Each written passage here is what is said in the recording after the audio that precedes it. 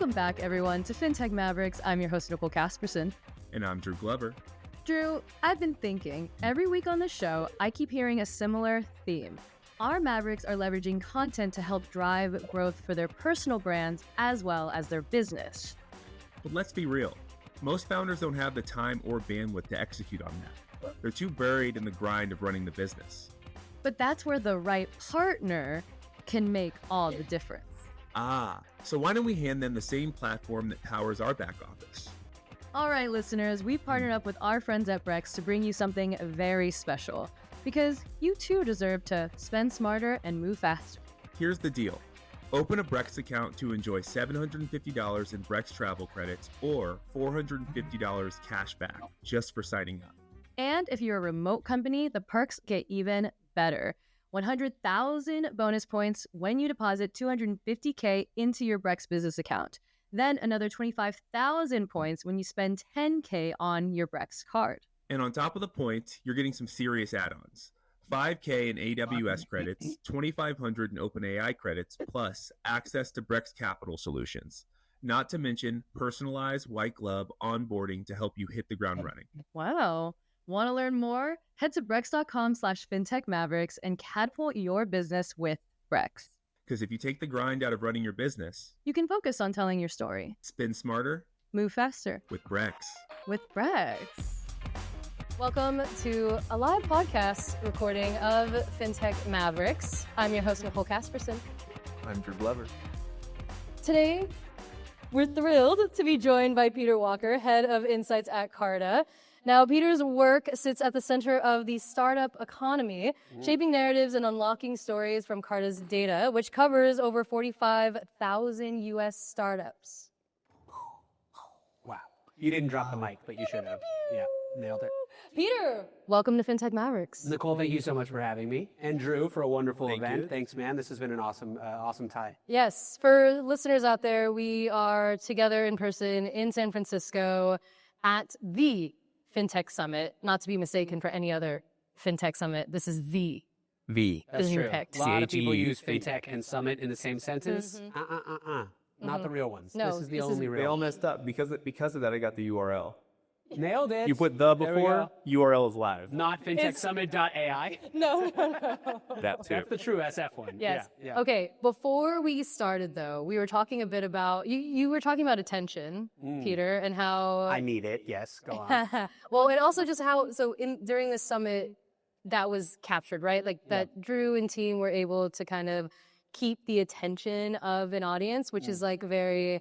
Are you making fun of my mic? I'm definitely not, but I just noticed it, and I was like, "Is she a professional?" And I don't know how to hold a That's microphone. a good hack, though. That's good. It works well. Honestly, it just makes me not have to pay attention. I'm like, I sort of like it though. Yeah.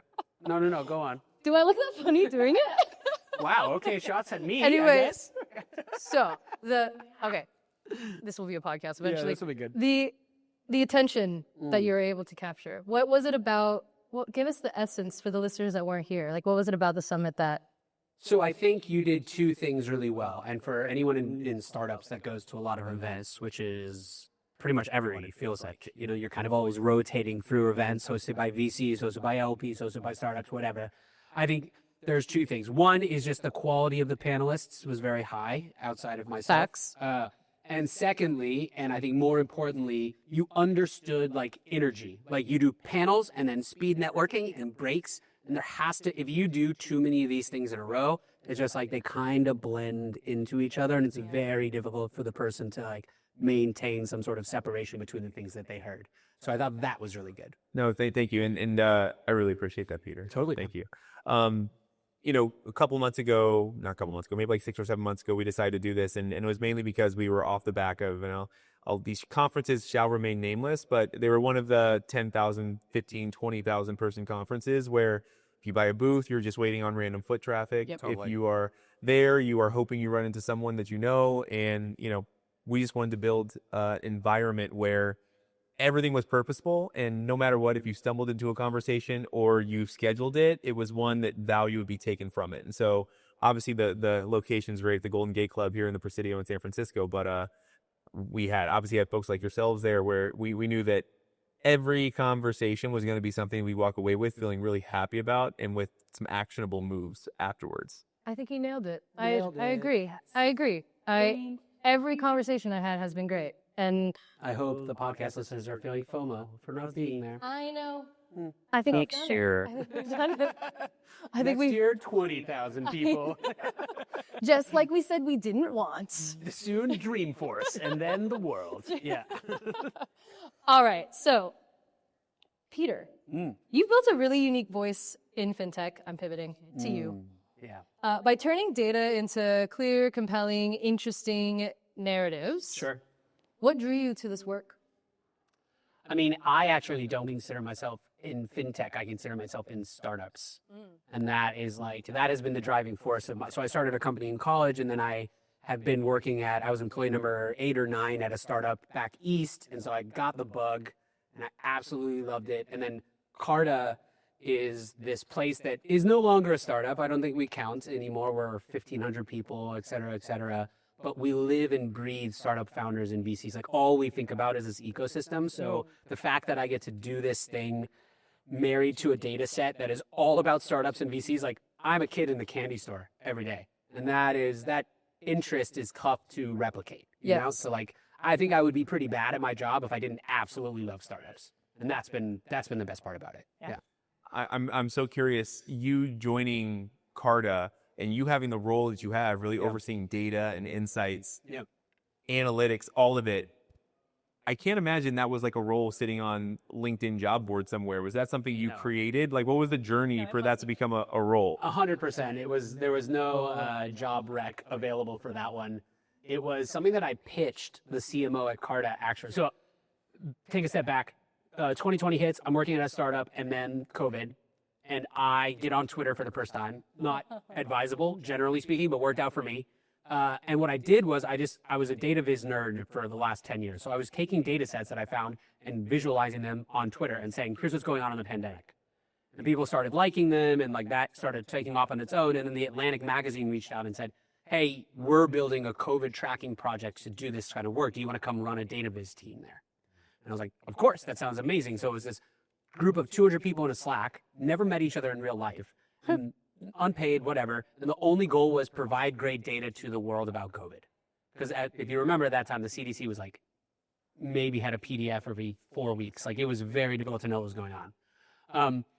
And so that was this introduction into the idea that if you have a data set that is this dense and useful and difficult to understand without explanation, there's basically an infinite amount of content that you can bring out of it. Basically. So I did that for a year, and then the project shut down, which I was very grateful for, because a lot of the NGOs that started in COVID didn't shut down. But the whole point of this was, as soon as the CDC gets good enough, we're going to shut down. And we did it.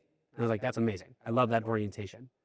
And then I made a list of the companies. I was already thinking about brand and data in this way, and Carta was number one on that list. I was like, who can I do this thing for in the corporate world? And so I pitched this role to the old CMO at Carta, Jane Alexander. And I said, Jane, give me a trial here. You have a data set that I think is amazing, and I know how to talk about it. And it was 2021, so everything was up and to the right. And she was like, sure, whatever, come on. I don't know if I would get hired at Carta today. But it was an amazing experience. And then I get into Carta, and it was even more fascinating than I thought. I mean, the data set that we have is unbelievable. Of course. So this motion of insights, wasn't something that existed, but I do think it's starting to exist at more companies. I'd be shocked if more companies don't start doing this over the next couple of years. How did you get in touch with the CMO? One of the people at COVID tracking project at the Atlantic was an engineer. She was volunteering. Her name's Erin Bomer. She was volunteering on the data science side, and she worked at Carta. And she was like, you have to meet our CMO. I think you guys would just hit it off. So we went to Burba in San Francisco and had a wine night, and I was like, I love everything about your business. Please hire me. And she was like, I don't know. This is weird. And then I kept making that pitch, and she finally relented. But it was total serendipity. You know? Love that. Yeah. Love Really that. cool. You went and got it. Yeah. Went and got I think it, we yeah. should advocate more for like building your own role at these places. Yes, 100%. And I think that when I give advice to people joining startups, not that Carta was really a startup at that point, but any job, is like, you need to have a reason why you care about this company. Yes. Not this role, not this idea, this company. And for me, it was very obvious. It was Carta has the data set that I can make work. This role doesn't work at that many companies, but at Carta, I know it will. So if you will let me in here, this is the only place that I can do the thing that I want to do. So it was like, this isn't, I'm not pitching myself to every company. This is the company. That makes sense. Right. I will say as a journalist, like, and I go to media events where companies are always asking like, what do I got to do to get your attention or to get you to cover or whatever it is. And proprietary data is a huge element. If someone sends me a like solid piece of proprietary data that I can then interpret a narrative for my audience specifically and pull the greatest pieces that work, that is huge. I want to be able to report that data. And then if it's coming directly from a fintech company that is so ingrained in the industry, even better. So that I fundamentally understand. I think more companies should be doing that in a way that's modern and digestible, right? They have you running a newsletter. They have like you're posting on LinkedIn all the time, right? You've got like over 100,000 followers on there paying attention to that. 130, who's counting? I mean, we only get balloon. Do you have your like 130,000 balloons? Woo. I do, The YouTube plaque that says 131. LinkedIn does not send those. LinkedIn, we want plaques. I don't want plaques. Never mind. We don't scratch that. But to the point of like, I guess it would be, we need to see that B2B kind of fintech media evolve a bit. 100%. Into that. I love the idea of insights for PR, a PR motion for insights. I'll actually talk really quickly about a friend of mine, Jason Saltzman, who, this guy didn't know me at all. Relief? Reached out on LinkedIn. What's that? Relief? No. Okay. Not Relief. He worked at this company called Live Data Technologies. He's now the head of CB Insights. He's the head of Insights at CB Insights, which is an amazing place. Somebody you should know, actually. Really, really good dude. And he called me and he was like, Peter, I'm building an insights team. I like what you've done at Carta. Talk to me about it. And we mentioned PR as just this one little thing. And then he grabbed onto that thread and became this incredible data source to every reporter that talks about startups or venture in a way that's so aligned, where somebody from the Wall Street Journal puts out a brilliant piece on startup hiring or the way that layoffs are moving across the economy. And you follow up and you say, loved your piece. The next time would love to contribute some data that has X, Y, and Z. This is like how we could have fit in there. And boom, you're a source. And then you're not pitching the startup. You're pitching the information, right? You are actually increasing their knowledge and teaching them things about the industry.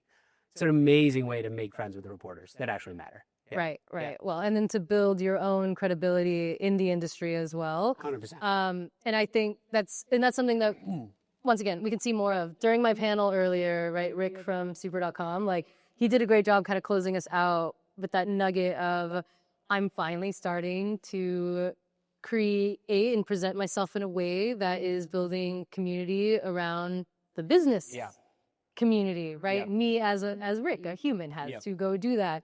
And that's, we're in that inflection point where it is exciting to see more leaders in fintech wanting to do that and kind of actually see just a wider breadth of leaders in our space.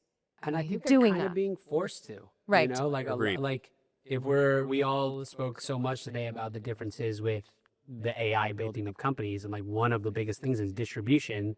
And so how are you going to hack distribution? One of the best ways is to have something novel to say, you know, and to be honest, if there's something useful that we've done at Carta that I wasn't expecting, it was have a person behind it.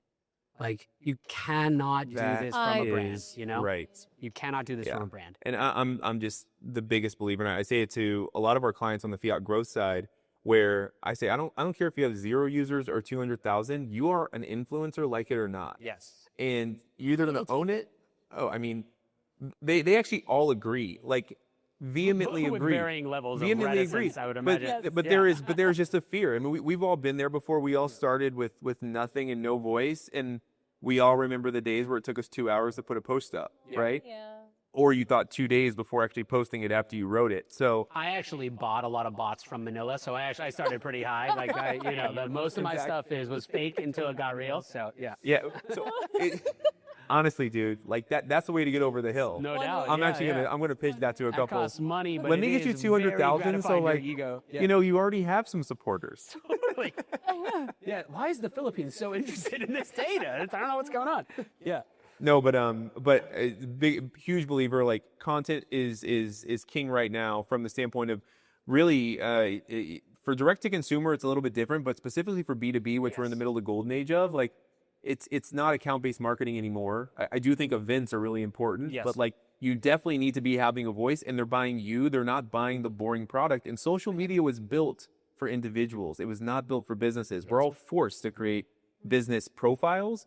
But we shouldn't be spending hundreds of thousands of dollars a month on those keywords. We should be boosting up what the CEO said yesterday that was novel and counterculture 100%. What the rest of the markets say. You have to, and I think that this is in particular incumbent upon the CEO to be a voice in the industry, whatever that means. It doesn't mean you need to be a LinkedIn influencer with hundreds of thousands of followers, but it needs to be that you have clear ideas about the space you're working in and you make those ideas public in whatever way you choose. Like, it is an absolute must because people are not necessarily, especially in a world where feature parity is easier to get to than ever, like people are buying from people that they respect how they think, not just what they build. That's right. And one of the biggest downfalls, I think a lot of folks, they'll look at Peter Walker and say, oh, well, I don't have 130,000 followers. Sure. Where my response is we're actually, what we are building towards is niche audiences. You have a product, you have a niche product, we're trying to get go-to-market fit. You don't need 130,000 followers or 130,000 users. You need 25 killer enterprise clients. You can do that with 5,000 followers as long as all 5,000 are people that care about your product.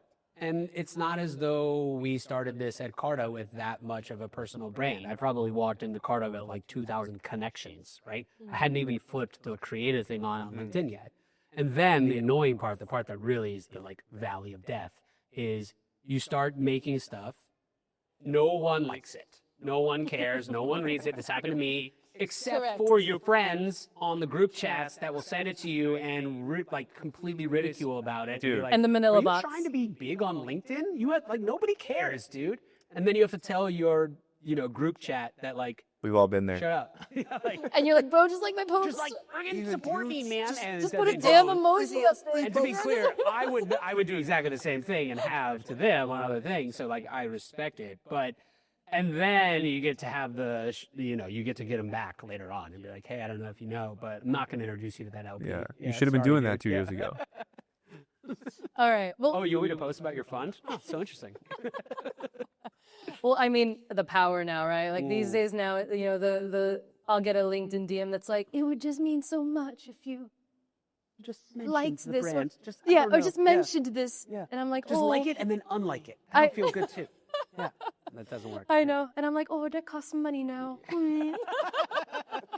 That's Nicole, so, how much money does that that's cost? so sweet. Ha ha ha. Let's talk about the brand. Yeah. Wait, I'm interviewing you, sir. I think we should flip the table. Anyways, so basically, how does a singular LinkedIn? I don't do one-offs. Yeah, I understand. So I was on a LinkedIn panel recently with Corporate Bro Oh yeah. and Corporate Natalie. Oh, I don't know if you know nice. those two. Yeah. Great, Yeah, great squad. amazing people. Great squad. And they, Corporate Bro is like, yeah, we do a lot of stuff, and Corporate Natalie is a machine.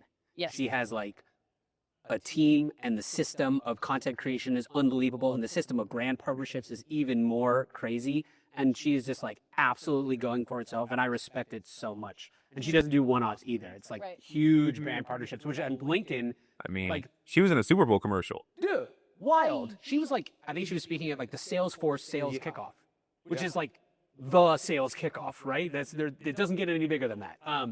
It's unbelievable what you can do with a brand like that. Yeah. Yeah. I just did a brand campaign with Salesforce, since you mentioned it. And Sorry, it just got dusty in here. And it was cool to see how many resources they can put to something like Oh, that. we almost Like got there. the- We were very right? close Like to a just- number.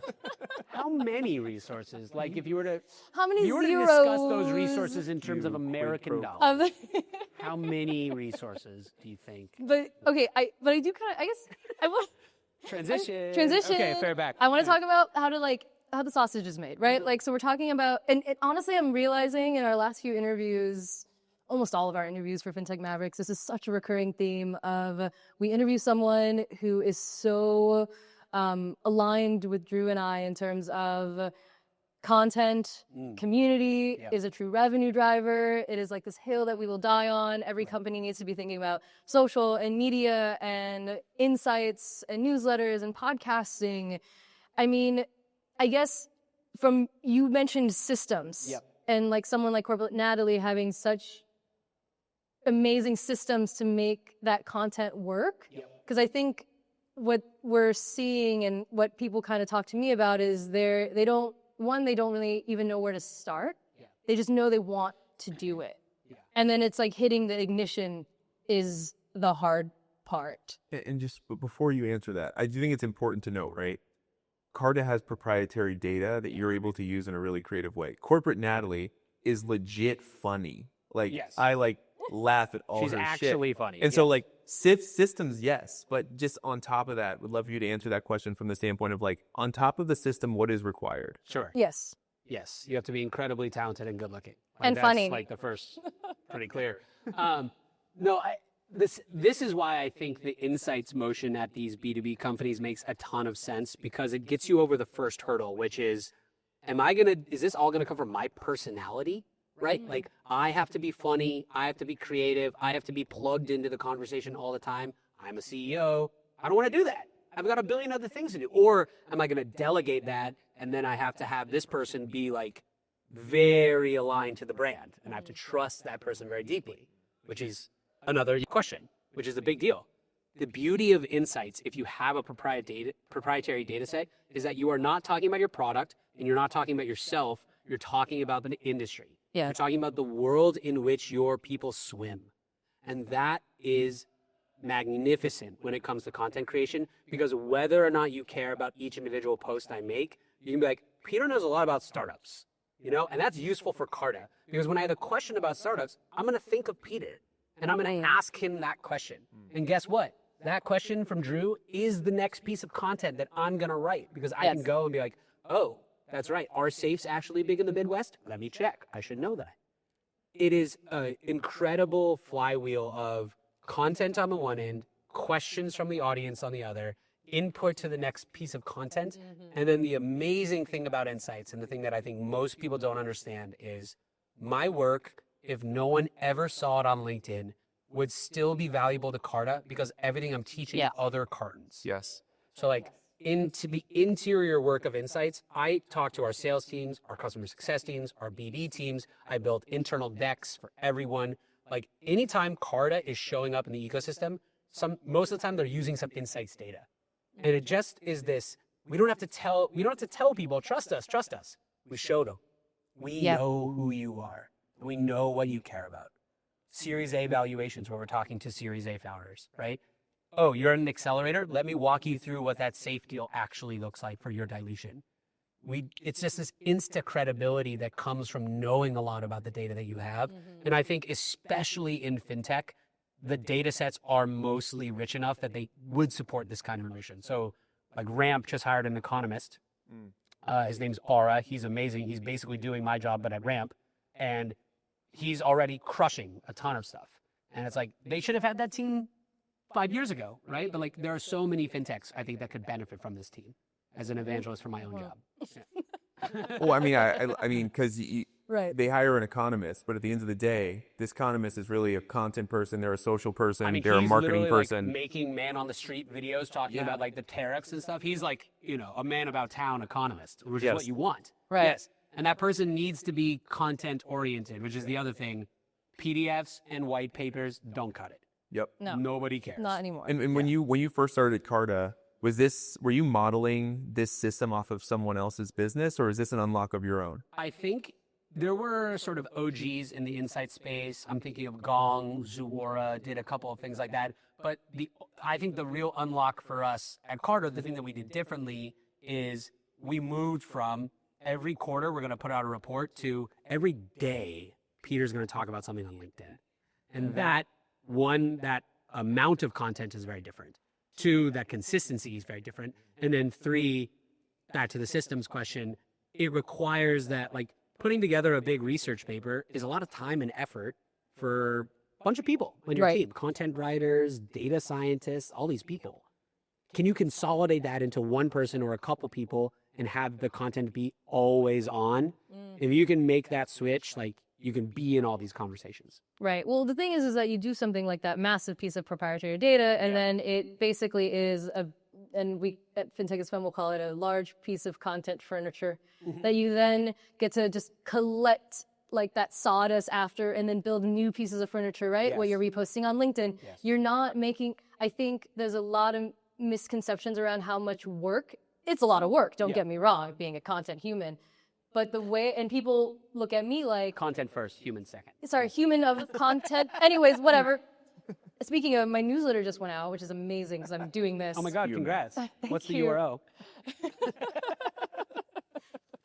Well, I'm getting my newsletter like 500 times. Anyways, but like there's the systems, but there's like ways to do it to where you're creating one large piece of furniture and living off this evergreen piece of content for like months and months. I hosted a leadership summit in April. I am still writing about that. Yes. Because all of that's my proprietary data. No doubt. All of that information, all of that said on my stage, all of that's exclusive content interviews that no one else has. Even this podcast, right? Like, essentially, right? We're all going to say stuff that no one else. Exactly mine. Yeah, I don't know. Drew seems like he might own the podcast. Oh, anyways.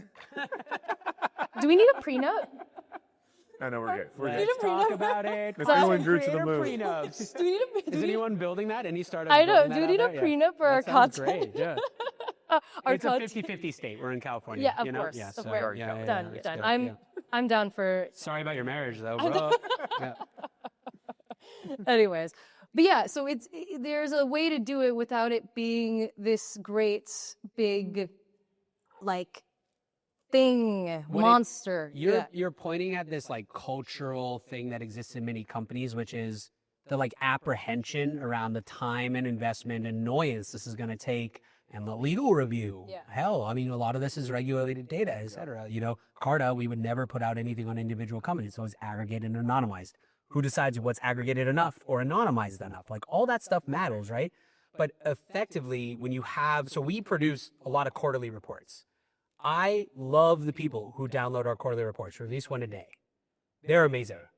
But the value of those is not necessarily how many times they get downloaded. It is how much fresh content they put into our ecosystem, because I can feed off of the quarterly report for 2 months on LinkedIn and talk about different stories and present them in different ways and talk about change over time. And all of that matters. And I just think that if you are not willing to consistently put out new content in a much faster pace than you used to, it's very easy to just get forgotten. You know, the attention span of a lot of people in your industry is very small, and you just have to always show up when something new and interesting to say.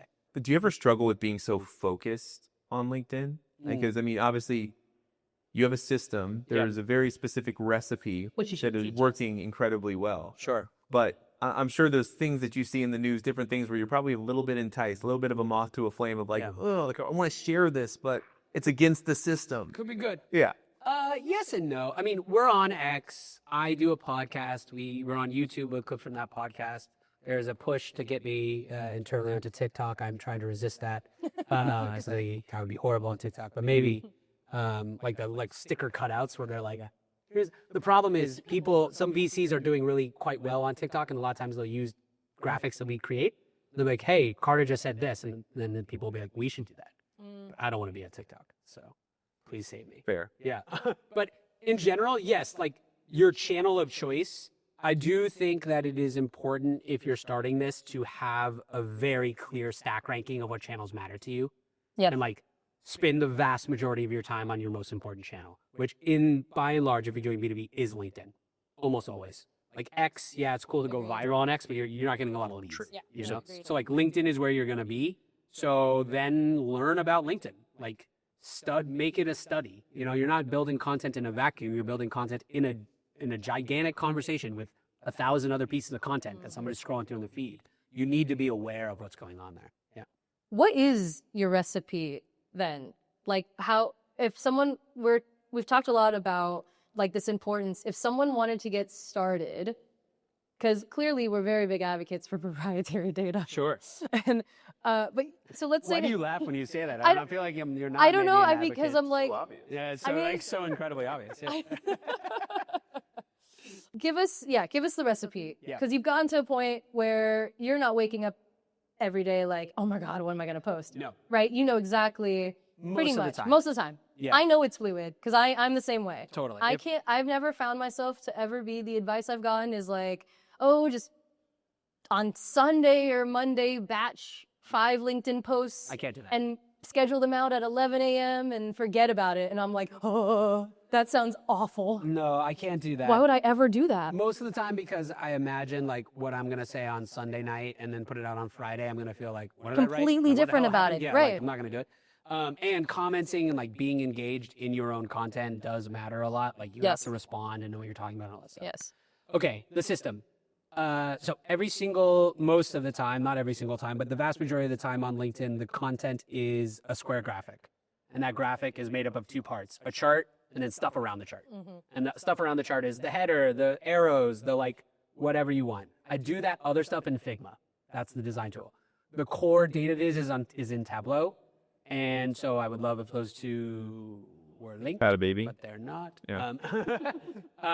Canva and Flourish. Canva bought Flourish, which is another data viz program. So those are natively linked now. So if I was starting today, I might choose Canva and Flourish because it's an amazing little combined set. And it's very simple. You have a graphic, you put some titling around it, you write the post. I had a meeting the first year and a half that I was at Carta on my calendar from 8 to 8:40 every morning that said, create something. Aw. I wasn't creating something for that day. I was creating something in general, so I knew how to get better and faster at this thing. So if there's 2 metrics to track, you're going to obviously track impressions and followers and all that kind of stuff because it's impossible as a human not to. The thing you should be tracking that most people don't is cycle time. How long does it take me to create one good-looking piece of content? Your cycle time should be going down. If it's not going down, then you're not creating a system. But once it is going down, then you can get to the point where instead of 40 minutes, it takes me 10 or 15. And so now every morning it's like, okay, I already have some ideas. I'll read, like what's in the news a little bit. Right. What are conversations I've had recently with founders that seem to be top of mind? What else can I plug into? And then you go. And then the Carta content calendar often gets embedded in that as well. So if we have a big product launch, maybe I'll do content around that product for a little while. Right. It's really about that cycle time on one thing. And the number one piece of advice is your stuff is going to suck for a while. Just put it out. The fact that nobody read it is great because it sucked. So no one read the thing that sucked, and they'll only read the good stuff that you get in a year. Yes, you need the can't rep. get to the good stuff until you put out the stuff that sucks. You need that the rep. happened to me for I look back in horror at how bad some of the earlier stuff was. It's okay. It's okay. Nobody read it. Nobody important read it. Just keep telling yourself that. Right. Truth. Yeah. Yes. Yeah, I mean, we all started there, and we were talking about this earlier, but I remember the days where it would take me an hour and a half to write something and it'd take me another 2 days to get the courage to post it, and then no one would read it. And to your What were point, those tears like? Were they like pretty? Yeah. No, that feeling, They were pretty tough days, yeah. They were I tough days. I know exactly what that feeling in your stomach's like Oh, too. the worst. You're just like, It it's actually just, happens still now though, where I'll It put does. something out and I'll be like, I thought that was great, and nobody seemed to care, and that's a little Painful. annoying. And then guess what? The beauty of LinkedIn is you get another shot tomorrow, and you don't Oh, have no. to do the X thing where you're posting 100 times a day. You just get one shot, yeah, and every it's day. really lovely. You get me one chance to make something good, and if it doesn't work, no worries, do it Yeah. again. You know? and you talk about your system, and I have a system as well, but what I struggle with is I find LinkedIn is like this therapeutic release for myself. Me too. So I am always trying to fold my business Yeah. into what I do, but there's always like this like personal undertone, overtone to everything that I do Yeah. that I feel like I have to do for my own sanity. Yeah. Because I really, really would love to have more of a, for lack of a better term, like militant system that I can work towards. Sure. But I'll do it for 2 days and I'll be like, no, I felt weird this morning. Folks got to know about that. Well, one, folks do got to know about that. That is the 100. That's just a fact. And we read you religiously, so that's great. And two, then like cool, like mix it in, you know, like whatever. It is whatever you want your brand to be. Yeah. So it's definitely not the case that you can't pivot. I get that, or a lot of people give the advice up front that they say you should be narrowly targeting all of your content on this like you should have an ICP, right? And that ICP should be incredibly well defined. And it's Julia in HR, and she's 45, and she shops here and whatever. I kind of disagree with that. It's like, one, by dint of who you are, you're naturally going to make content for a certain kind of person most of the time. And two, you know what's useful for Carta is to have non-founders read my stuff too. Because guess who founders talk to? Non-founders, right? So like investors and their HR folks and their CFOs and their employees. Like, it's cool. It's fine if all of those things are not directly ROI generating. Right. Now I'm on a rant. Stop tracking. Sorry. Tell them 3, to the camera. 2, 1. Oh wait, we're live. Okay. Why, like, the people who think that you need to prove ROI from every individual post are not going to make it. Just, that's not how this works. You are building brand. Music to my You are ears. not building a function where you get to put in $1 and out comes $2. You get to put in a ton of time and effort, and then hopefully people like you at the end. Like, that's what you're doing, which is uncertain, but that is exactly what it is. Yes. But no, but you have to get your reps in. You shared an incredibly important part, which is thinking of the cycle of time. You're actually, Peter, you're making me realize how much more successful I am than I realized, because I've gone over the years from taking 8 hours. What? That is amazing. Thank you. Yes. What was the URL of your newsletter again? I didn't catch The it tech earlier the is first time. spam. Okay, yeah. .co. Anyways, no, not to be mistaken with .com. No, okay, hold on, I didn't finish. I say that because people ask me all the time how I chose 8:45 p.m. to send my newsletter on a Tuesday and Thursday night. Yeah. As if like I have some magical formula for why, and my engagement rate is so high, and I've kept it that way. The honest answer is that's literally how long it took me to write it. Exactly. When I first started, I would sit there wake up Tuesday morning, get to my computer, 9 a.m. and just, here it goes. But I had to do that practice over and over and over. And anytime anyone's been like, outsource it to a ghostwriter, I'm like, F that, no. Like, no, I'm going to do it. And like it, but now I wrote my newsletter that went out while we're sitting on this panel podcast. You wrote your newsletter right now? You were writing it on now. your iPad right now? As we're working. Incredibly This is wow. the Fintech Summit newsletter. No. That is amazing. With my eyes. I wrote it in my mind. It's AI. No, but I was gonna tell. I really finished writing it in the plane ride over here. Totally. Right? Like, so I've gotten to that point where it's just less daunting, but it took years, right? It takes a long and the time. consistency and the practice and yeah. So Wait, you hit on the thing that we should talk about. Please stop using ghostwriters and please stop writing this stuff with AI. At least, look, you should use, I shouldn't say that you shouldn't write it with AI, because oftentimes that can be great for ideas. And sometimes actually the writing is decent, if it's in your voice. in your voice. But stop commenting with AI because it's not in your voice and people know, and then they ignore you because you're lame. I have a confession. Uh-oh. I used a ghostwriter for 6 months. And this is early in my journey, but there's a couple really good things that came from it. One is I instantly found out that I'm better at generating my own ideas and writing my own ideas than someone else. Who would have thought? It Shocker. took a couple $1,000s We love ourselves in a on the windy show. road to figure that out. Yeah. But it was good because a lot of that fear I had once I got rid of that ghostwriter, I was like, dude, this is someone that does this for a living.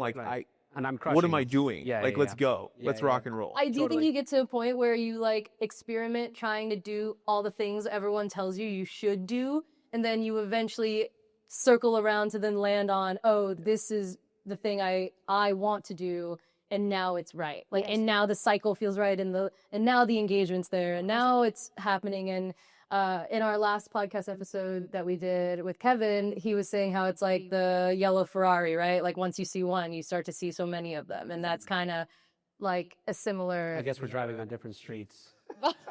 And different Must cars. have missed that. I don't know. Those 40 yellow Ferraris that I must have missed here in the Presidio. I don't know where Kevin lives. Wait. The other Kevin lives confession. in a different neighborhood. Yeah. The other confession I have to make is I typically use AI as my first draft. Yep. And the reason why is at first I tried to cheat the system and make it my final draft. And I realized it took me a lot longer to get to a final draft on AI than just get my first draft and then bring myself into it after the first draft. Right. I'm doing the same thing with charts. So I will build something and then I will take it to my little custom GPT within the Carta walled garden, and I'll say like, make 20 versions of this, and the data will be wrong because it doesn't do it quite perfectly yet, but the ideas are great. And I'm like, oh, that should have been a scatter plot, not a bar chart. Like, I should go back and try something else. It's useful. I love it as a thought partner, not as like the thing that's actually creating most of the stuff that I'm building. Yeah. Oh, AI, the thought partner. Aw, Her that's- friend. That's nice. Yeah. If AI is listening, we love you so much. Thank you. Yeah. Thank you for being such a good In thought this partner. city, AI is always Have you listening. named Yeah. Have you named yours? I named mine. Did you name your What? Hold on. Let's guess what you named this. Male or female name? female? Okay. Probably cutesy and cool. Oh. I'm just Maybe. adjectives, not the name. I'm gonna go with Margot. Oh my God, that's close. Ooh. I mean, it's not Margot. I have a friend That with would be Margot. a good name. That's a good one. That's a good one. Her name was Penelope. Taken. Yeah. My dog's name is Penelope. Oh, cute. Penelope Joy. Oh, I love We call her that. Penny. I Yeah. do like to give pets and AI real human names. They appreciate it too. I was just I- talking to them. Yeah, and they loved it. They were Do you like, have "Oh a my name God." for yours? I don't. No, I call Okay. it Libra Chat. Yeah, you really just left me hanging there. Yeah, I didn't did. you? Yeah, that's called a no sell in the podcast industry. No, so. All right. Do you have a name for yours? I don't, but you know, I'll probably name mine Coco What after did my you daughter. train it on? After your daughter? Yeah. What did you train it on? We're gonna pass over that. What That I was a trained weird on? thing, yeah. Did you train it on all of your prior LinkedIn posts? You're like, Oh ingest yeah. this No. context? Yeah. So I took all my prior LinkedIn posts, and then I took a number of other posts from other creators that I really admire. Totally. Post formats that I really liked. yeah.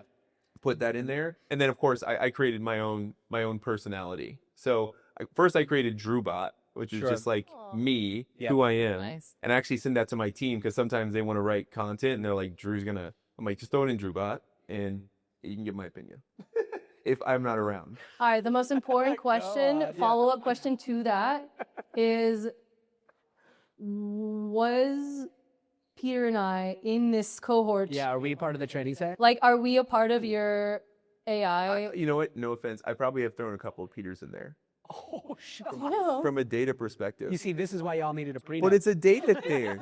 It's a data thing. It is a dating thing. Yeah, and like I'm not a data person, so like the most of the stuff I put in there for me was just like it was my stuff. Do you think that your team is asking DrewBot non-content questions? They're like, Drew, Man, that would be a fun that would be- exercise. you got to go back into That DrewBot would be and see a what they're fun asking. exercise. But a lot of the content that from Fiat it's through my voice. Yeah. And so again, I'm always like, if you want a first draft without even getting me for an hour, just like throw it in there, Totally. and we can get to something. Yeah. All right. I'll just tell myself that maybe my post, it would just make maybe a little too sassy. Maybe it You would. know, I'm gonna throw a couple in there after this. Yeah. We're gonna solve this. I'm gonna read Drew's post religiously, Yeah. looking for that tiny bit I of Nicole know. in there. You know. I know. Yeah. All of a sudden, like the AI is gonna start being like, as a journalist. And it's like, wait, Yeah. when did Drew? When As I wrote my book, As a journalist and a woman, you're like, I Drew, know- I think something's wrong. I know, with your yeah. So bot." I understand that. I understand that there might not be some alignment. So I'm gonna let it slide, Drew. That's I'm gonna good. slide Drew. That's good. But anyway, you'll be hearing from my people. I have a few rapid fire questions for you. Game. Game, great. First thing you do every morning. Check my phone. Not gonna lie. Amazing. To most people, were like, I take an ice bath. And Oh I no, mow most people lawns say what and you said, check which my I phone." Yeah, appreciate. correct. The honesty. What do I do after I check my phone? I take Penny outside, and we have a nice little walk, and that's lovely. Yes. Penny is. My corgi, Penelope Joy. Oh, that's okay. That's right. And her yeah. nickname and is we're Penny. Back. That's a callback. Yeah. It's cute. Cute. Okay, favorite LinkedIn post you've ever written? I don't know about favorite. The ones that are the most fun are the controversial ones, where I tell like VCs they're doing something really wrong and they get real mad. Ooh, But the DMs are good. have you gotten mad at one of Peter's posts? The Never. DMs are good. Never. Yeah, yeah. There's one that I said you should stop doing bridge rounds.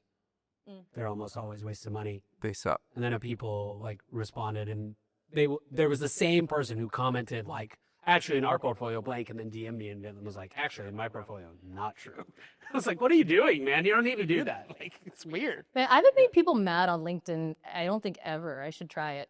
It's not a great strategy for that platform, honestly, because people just are like, well, that guy kind of sucks. But it works occasionally if you do Yeah. it in the right ways. Yeah. I mean, if you're like genuine about like just Yeah, putting and a I've spicy data to back take it up. about I'm the. just like, look, I'm not saying that you're a bad person. I'm saying this is a dumb financial decision. Yeah. Nothing wrong with that. Yeah. All right, a founder trait you always bet on. I think the best founder traits are the ones that are like the most obvious. So like scrappy relentlessness is great with a tiny, in this city you gotta say it, a tiny bit of tact.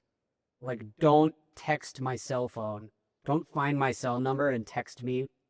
This happened like a lot to be an advisor in your company. That's not good. But find me at events and like figure out the things that I like and blah blah blah. That's good. Yeah. That nuance is important. Build like real relationship. Yeah. Right. You gotta Totally. like court first. There's a thing in this A city. like here and there, a comment. There's a thing in this city so much where it's just like, oh, who are you? Pitch. Immediate pitch. And you're like, please stop. Oh my God. Please stop. Like, Why is this happening I to don't know me? your name. Yeah. Why is this happening We to me? should, again, it's like a deja vu. It's like always pitch. Yeah. It's like I've been in situations where I've been like outside of a club with like fishnets and glitter on my face, and someone's like, "Oh my God, can you tell me about like fintech is femme and fintech?" And I'm like, I really don't want to talk about fintech right now. Not with the glitter on my face. There were people. I There know. were people who came up to me at Burning Man last year and said, "I read your LinkedIn," and I was like, "This is weird. I It's don't like- like it." Yeah. Like there's honor in it, but also like aren't I supposed to be invisible in these spaces? That's amazing. You said there's honor in it. I mean- couldn't agree more. There is. I mean, someone comes up to me is like, That's so. I funny. walked into this event and one of the volunteers was like, I went up to say my name to get my badge, and she was like, "I follow you on LinkedIn." You know, and that's like such an exciting time. It's a great moment. It Yeah, is. I It love is. I love it. Okay, a book that has changed the way you lead or think. Not a book, but the Netflix culture deck, the original Netflix culture deck, which was available for free on like one of the Slido platform, whatever. Really good. Really made me think strongly about the difference between a team and a family, which I think is important. That is a good one. All right, biggest data myth you love to bust. This is maybe slightly controversial. If you are doing what I'm doing, which is building data-driven content for brand and marketing, statistical significance matters not at all. Throw it out the window. Repeat that for us. Okay. If you're building content to be noticed and to drive attention on social, statistical significance is not an important thing to worry about. The reason Love that. being is you cannot lie in your data. That is obviously important. So what you do is, in every graphic, you say, where does this come from? And how many data points are in it? And you leave it up to the user to say whether or not that is enough or not enough. Right. It is completely silly. If you dig to the bottom of a ton of marketing studies, it's like, we emailed 200 people and 73 of them responded. Like, your data is probably better than that, right? So just be upfront about how much data it is and let people draw their own conclusions. Like, Yes. people gooding in hazards about like, you know, R squared values on this kind of stuff. It doesn't matter. It's not what you're doing. Yeah. Solid. Sorry, data scientists who are listening. Yeah. Solid. All right, Yeah. if your newsletter had a theme song, what would it be? It would candidly be something like slightly more boring. Okay. Yeah, it would probably be like Tequila Sunrise by the Eagles or something, like really mellow Aw, and love. chill. Nice. Yeah. Okay, okay. Yeah, easy listening, you know? Yeah. Easy reading. Your dad's favorite newsletter. Yeah. Yeah. I dig it. Okay, a venture stat you think about constantly. That 70 to 75% of employees don't exercise their equity. For a lot of good reasons and a lot of bad reasons, but I think one of the things that I see early stage founders do, which I totally understand, but I have to say is really bad, is over-promising on what his equity means. Like, stop talking about your seed level equity in dollar values. It's I not remember dollars. I remember being really young, and a founder showed me a Excel sheet that basically told me they were a seed company, what my stock would be worth at $1.5 billion valuation. And I looked at that thing, and I was early 20s, and I was like, I'm in. You're You like were kicking like, your feet. Yeah, I was like, Winning. I'm Yeah. in. Stop talking. You Threw know, that into Drew button. You were like, Drew I know. button, But do we Drew believe button. this? Yeah. it's predatory though. Like it's predatory. It is. ridiculous, especially when it's stated in an offer as though the offer contains equity and salary, and both of those are cash. Yeah. It is. You are not offering this person $100,000 in salary and $10,000 worth of stock. You're offering him $100,000 worth of salary and the potential for that stock at some point in the future to be worth way more than $10,000, but probably not, which is not a great pitch. You got to be honest about it. Yeah. Amazing. All right, last question for you. What startup trend you're bullish on that others might not see yet? Candidly, I'm bullish on the people that are still willing to hire really, really high level generalists. I think especially in this city, there's been this wave of eliminate as many headcounts as possible. And I think that there's a counterpoint to that, which is enable your best people with a ton of AI. And they will do things that you cannot create for yourself because you're still directing it. So I think that there's been a slight over rotation to we don't need any employees kind of vibe, whereas it should be we have a high bar, but the people who clear it, we're just gonna like let them run wild. Yes. Yeah. That's a Yes. LinkedIn post that your system typically won't allow, Yeah. but I'm going to steal and use for my Nail it. my man. non-system. That's all yours. My Yeah. non-system. My That's system. going into the training set. I Sorry, know. Nicole. Yeah. Exactly. I know. My system. I woke up today. Yeah. What is it that Drewbot likes I to know. talk about? All right, Drewbot, how was your night? Yeah. Drewbot's like a cool name. I know. Should We name should your do something kids with Drewbot. that. Yeah. This is Drewbot. All right. Well, that does us for this episode of Fintech Mavericks. Peter, thank you so much for joining us and Absolutely. sharing all your sharp insights, transparency. You're funny. This was awesome. You have all the qualities we described earlier of someone who should be big on social Wow. and They content. say don't meet your heroes. So And they're right. Yeah. I know this might have been the most we love ourselves show we've done so far, and I I'm gonna really leave it up to the two of you to talk and I that out really afterwards. appreciate Yeah. that about all of us. This was awesome, guys. Self-love. Thanks so much. All right, thank for you. being here. Cheers. Whee!